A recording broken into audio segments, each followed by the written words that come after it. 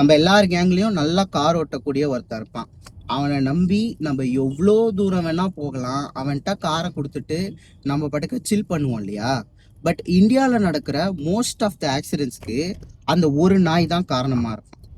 இந்த கார் ஃப்ரீக்ஸ்லாம் எப்பயுமே ஒரு ஓவர் கான்ஃபிடென்ஸ் இருக்கும் கைஸ்.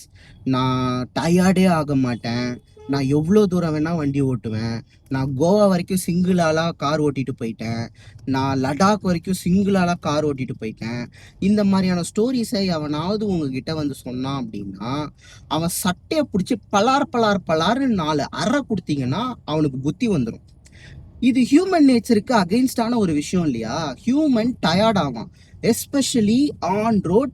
ஏதாவது ஒரு சின்ன மிஸ்டேக் பண்ணீங்க அப்படின்னா ஒரு ஓவர் கான்ஃபிடென்ஸ்ல நான் ஏன் நீ செத்து போற பரவாயில்ல, உன்னை நம்பி வரவங்களையும் செத்து போவாங்க. சரி, நீ ஒரு முட்டாள், உன்னை நம்பி வரவனும் செத்து போறான் பரவாயில்ல.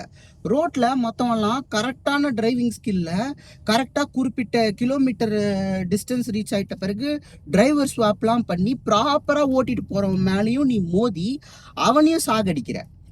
இந்த மாதிரியான சில ஸ்டோரிஸ்லாம் நீங்கள் கேட்டிங்கன்னா என்கரேஜ் பண்ணாதீங்க கைஸ். அவனை 4 அறை கொடுத்து இவனுங்கெல்லாம் நல்லா ஓட்டுவானுங்க, கார் ஓட்டுவானுங்க. ஓவர் கான்ஃபிடென்ஸ் பண்ணுற வேலை. ஓவர் கான்ஃபிடென்ஸில் அவனா பேசினான் அப்படின்னா put them in the right place.